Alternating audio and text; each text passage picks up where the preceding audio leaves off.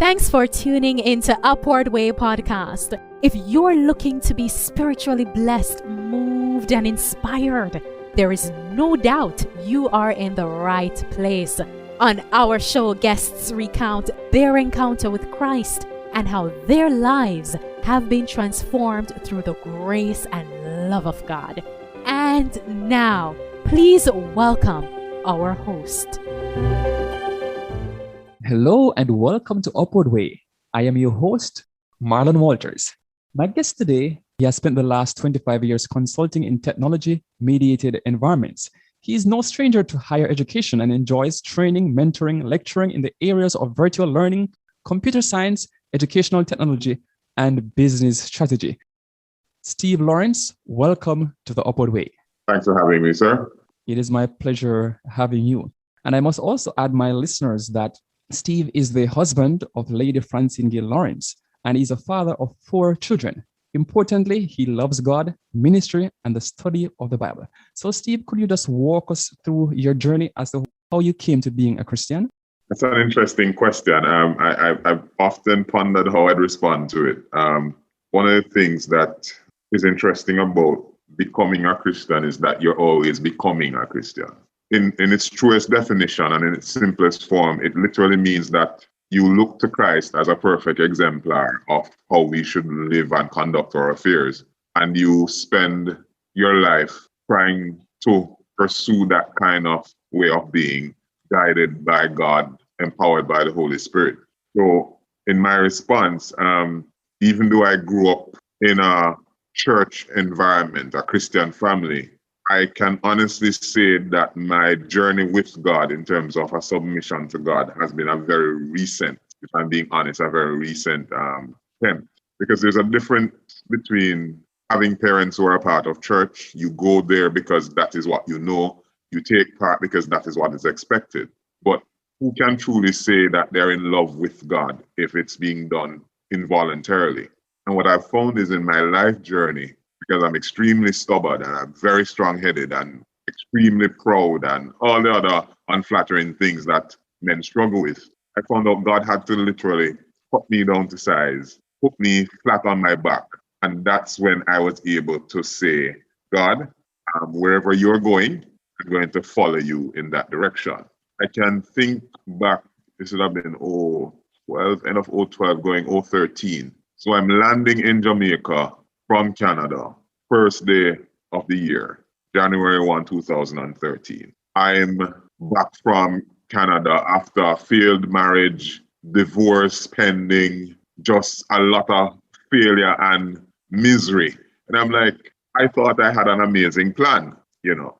I thought I was doing well academically, financially, all of that. And it's kind of like the Job experience. Over a short period of time, you began to see it all unravel. And if you end up having enough to idolize, you stop having the kind of dependence you should have on God.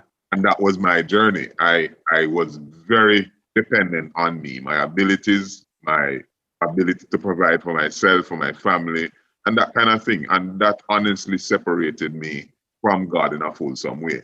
So when God either cut me down to size or the devil went and asked for permission to do it, I ended up on a plane, one black suit, a white shirt, a red tie, and a laptop. That's what I landed with in Jamaica, 1st of January 2013.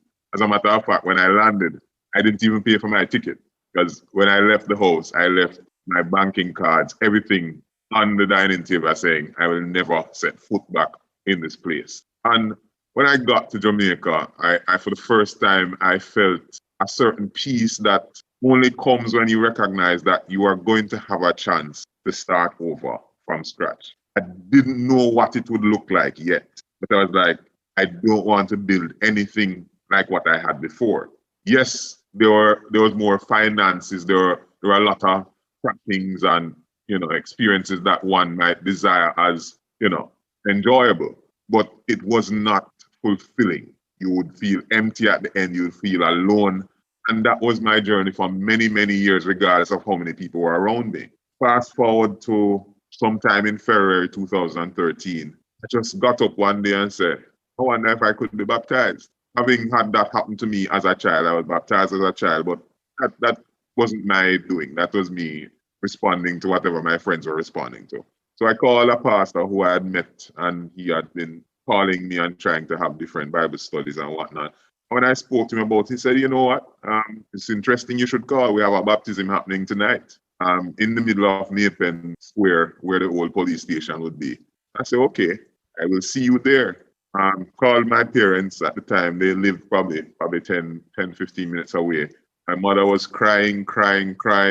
They decided, okay, you're not driving. We're coming to get you. They picked me up, and I went there, and I got baptized. Now, what made it real for me was I left from the baptism pool to the hospital, which is the strangest thing, because what happened was after coming out of the water, going into the changing room, I don't know where the devil found a rusty nail, and it ran almost through my foot. In the middle of there's no explanation for why a rusty nail was in the middle of a changing room. But that was my experience, and I ended up going to get tetanus shots and all kind of shots at the hospital. I spent no less than 8-9 hours in the hospital that night.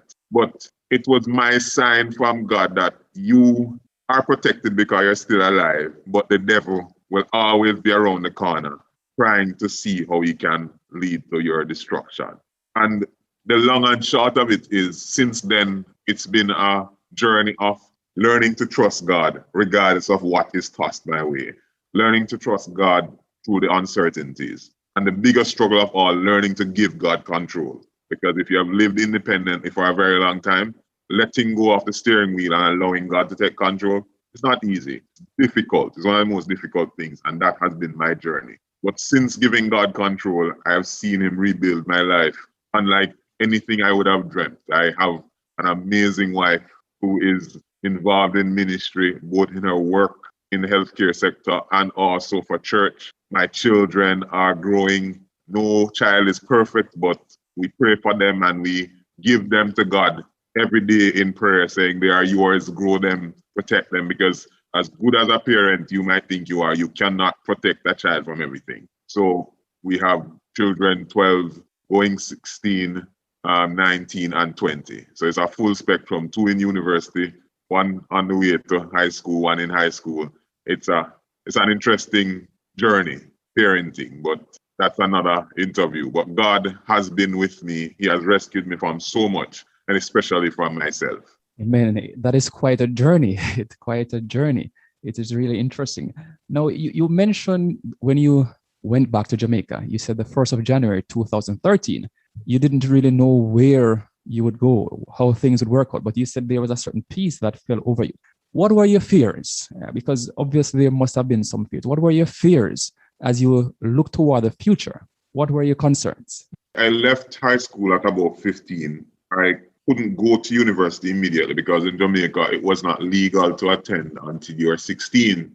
So I did a year at college, did a computer course, and then matriculated to University of Technology there after the age 16. And since then, I don't think I truly lived with anyone in a permanent way. I from that point started to enjoy a certain amount of independence. Now, when I landed in 2013, I thought about it and I'm like, okay, I have a house that's pretty much finished. I was building at the time. But what sustains me at this point, because it's not like I was going into a job, I didn't have anything lined up. And that was new for me because my entire life I had multiple jobs, had enough fiscally to do what I needed to do. I've never really been without. And when I landed, I was like, this might be it, where I have to do without. Interestingly, it was the first time I've often seen these infomercials on TV where they were saying, oh, give to help these children who are in need. Your $1 will provide food for this child for a day. And I literally, for the first time in my life, figured out that $1 could feed an adult for a day. And it might sound strange, but if you converted, say it's $7 for the week, and you converted that at the Jamaica dollar rate, I could go in and I could buy some rice, I could buy some flour, I could buy some canned goods, and I could feed myself for a number of days. So at no point in my life did that seem like a practical thing.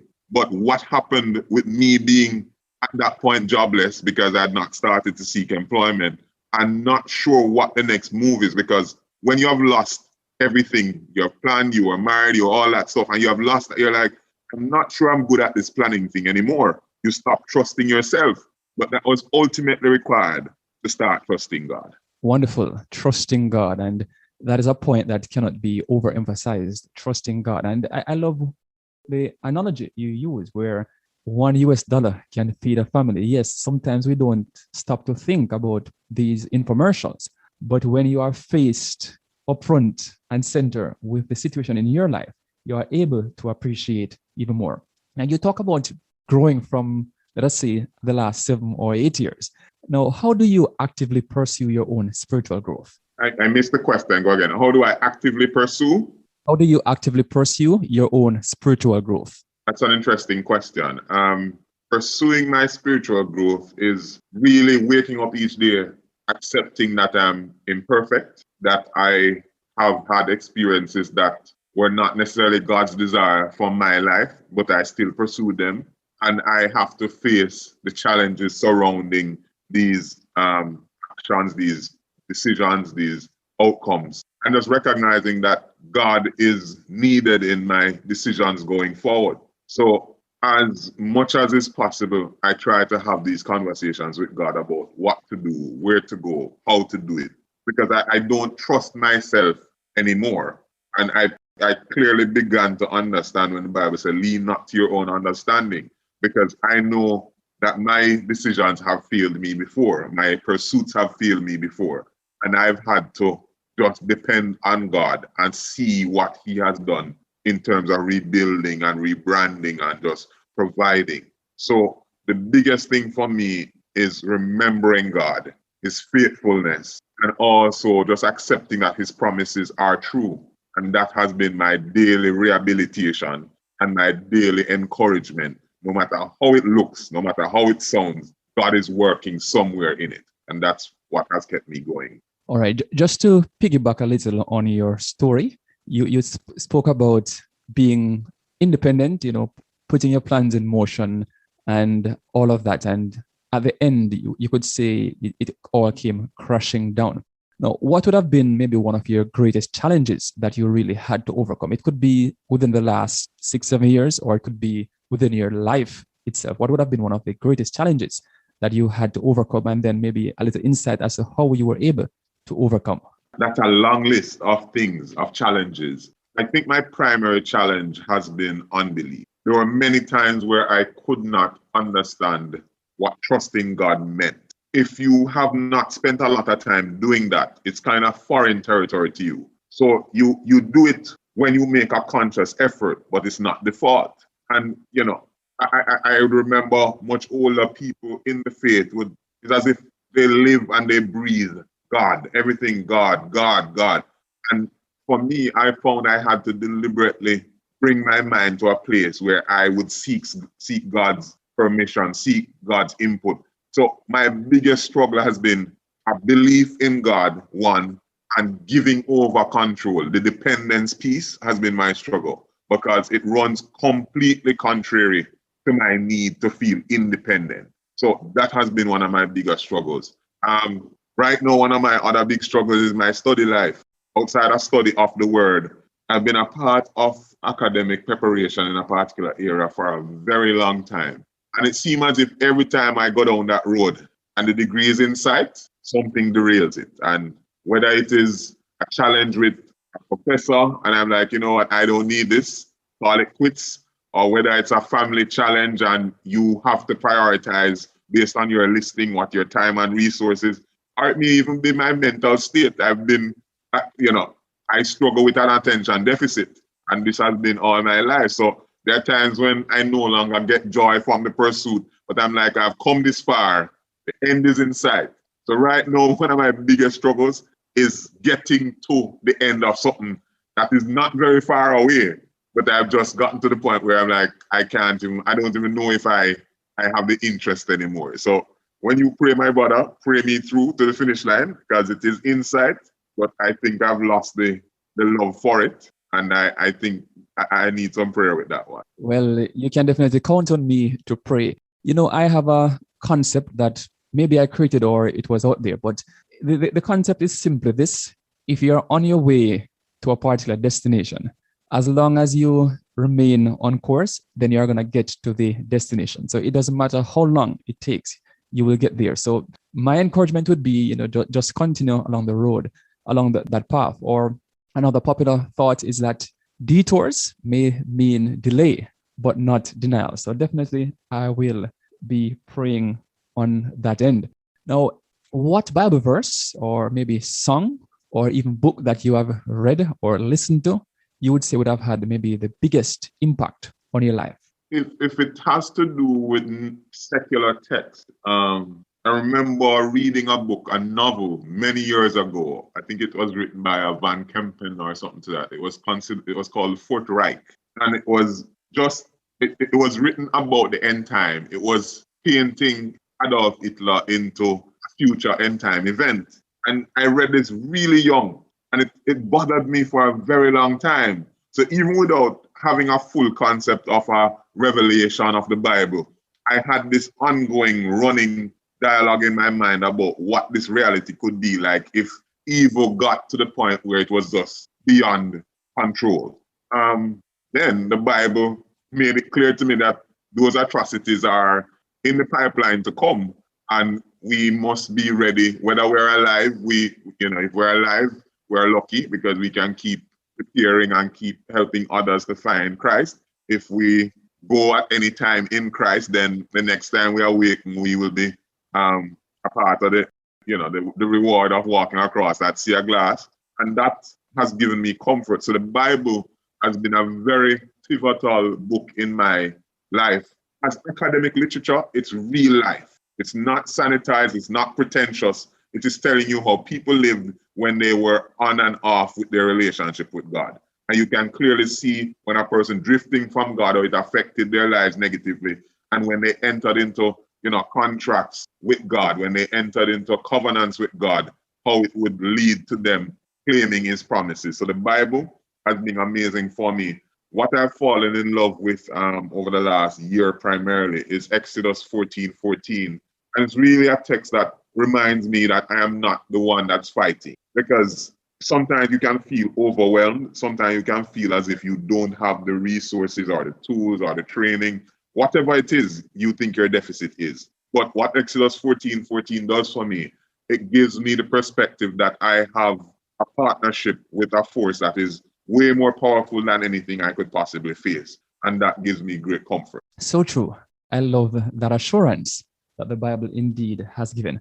Now, what would you say would surprise most persons about Steve Lawrence? There are a number of things. People would be very surprised that I can't sing. Most times I talk, people expect me to break out into Barry White. I cannot sing to save my life. My wife, out of the love of her heart, sometimes flatters me about how amazing it sounds. I know it don't sound good. What people don't know is that I would stop all of what I'm doing now and go open a cook shop, because I literally love food. I love cooking. I love seeing people enjoy food. I would literally do it every single day, even if it's not for sale. I have a cousin by the name of Chevy Easton who lives in Bermuda here, and she has this gift of culinary delights. And one of my dreams would be if we could have the funding in place where we weren't worrying about retirement and finances and all that. All we do is get up and cook and feed people, wherever that is. Because that is something that is well needed and makes people so happy. And I really enjoy cooking. So that is surprising. People often associate me with computers and curriculum and research, not knowing that ultimately I would just be happy cooking along the side of the road. I had in mind to ask you if there is maybe a ministry that God is calling you to. And maybe you have answered inadvertently, maybe without even thinking about it. That could really be what God is calling you to do, to actually start maybe some hot meals. And who knows, there might be other persons who have the same agenda. So it's only a matter of time. If you could thank the Lord for one person, or there could be more than one person that you have met along your journey, who would it be, or who would be those persons, and maybe why? Interestingly, I'm going to answer this question in two ways. I'm thankful for all the people who have prayed for me throughout my life, because what I recognize from the reading the Bible is that almost half the miracles that have taken place, people have had to intervene on behalf of others. People were not in a position to help themselves. So whether it's been my mother, my teachers, my friends, my relatives, whoever has been praying for me, I am thankful to have had them in my life. If I was going to name names, I'd be very grateful to my wife, Francine. She has been amazing in my health journey, my spiritual journey, and just helping me to understand that love can be reciprocal. That has helped me heal from a lot of pain and other challenges that I've faced in my past. I do recognize that there's some amazing people that God has placed in my academic life. I have a Dr. Nanibala Paul at NCU that has just kind of rescued me from some very challenging situations where I was just like, I'm done. And she has always kept saying to me, prayer changes things. And Dr. Marilyn Anderson, musician extraordinaire, just amazing, encouraging, always praying, always believing, always upbeat.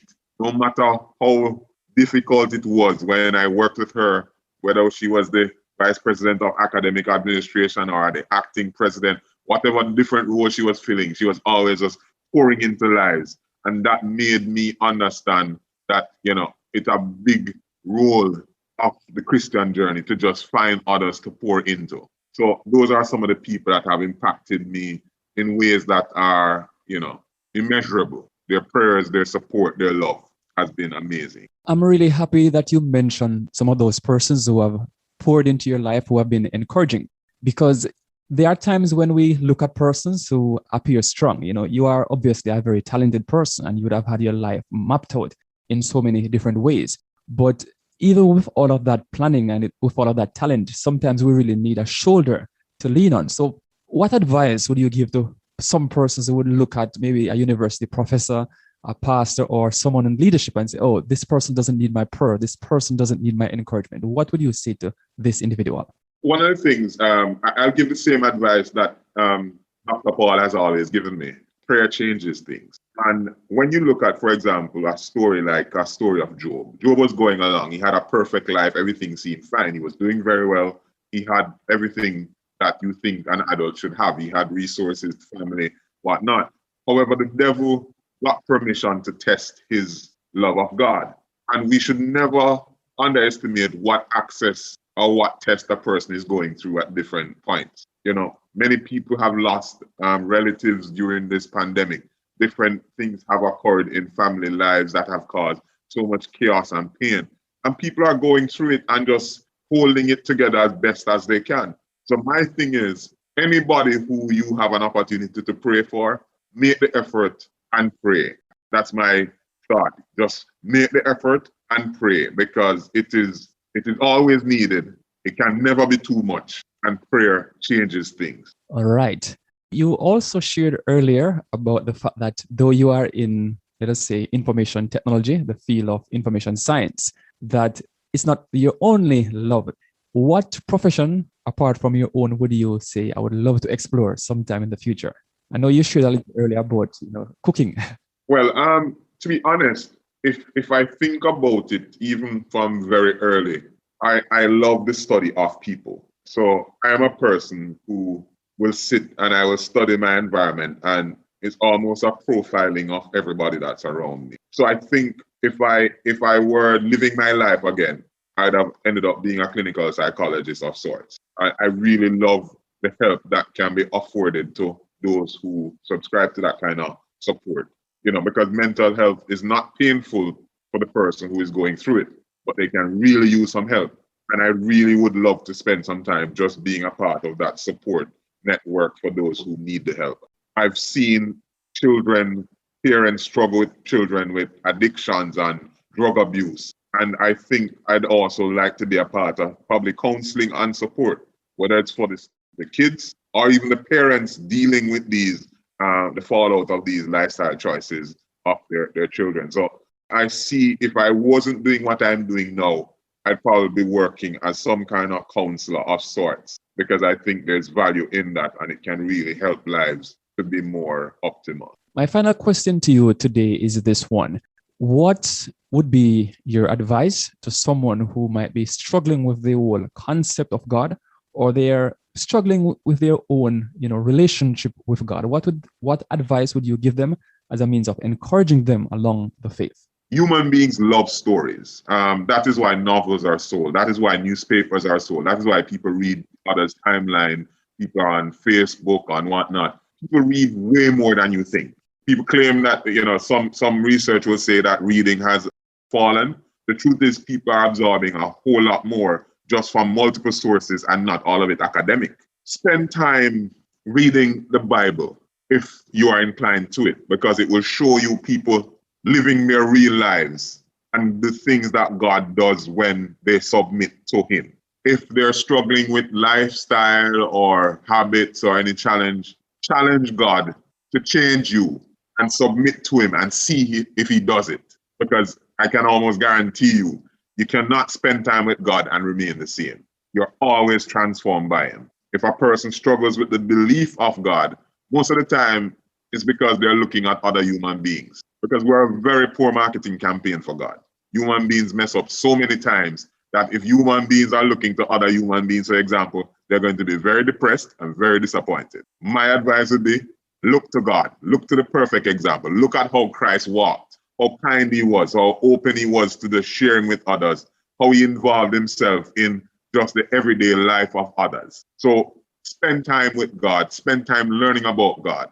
Focus less on others, because humans are flawed, they're broken, and they will cause hurt and pain and disappointment. But God, if you partner with God, there are always good outcomes from that partnership. So that would be my few pearls. And one of the things I got from you today, which is detours may mean delay, but not denial. So let them keep that in their pocket as well.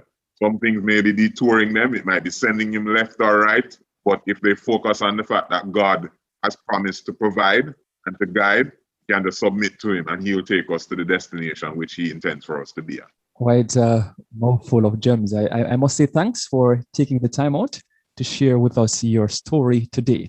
But just before you go, do you have any final parting words for our listeners? Well, my final words would be, trust God. If you go through the entire Bible, even if you were to track the Bible and tie it to historical manuscripts that have existed at the same time as God or Christ was walking and His disciples, you realize that God has been faithful. You'll realize that no matter how dark it has always seemed at some point in human history, whenever people partnered with God, it made a big difference, and the outcome was more desirable than the darkness that it seemed was enveloping the world. So my takeaway would be, partner with God and see where He takes you, because He made every one of us for a particular purpose. So let's partner with God and figure out where He wants to take us and how He wants to use us. And the final thing would be, walk in such a way in all that you do and say and all your actions and interactions that if people were to follow in your footsteps, they'll find themselves closer to God. Thanks for tuning in to The Upward Way. My guest today has been Steve Lawrence. He has spent the last 25 years consulting in technology-mediated environments. He is no stranger to higher education and enjoys training, mentoring, lecturing in the areas of virtual learning, computer science, educational technology, and business strategy. Do join us next week as we will share with you the story of another interesting guest. You've been listening to the Upward Way podcast, the #1 audio production show for people who want encouragement and reassurance in a muddled world.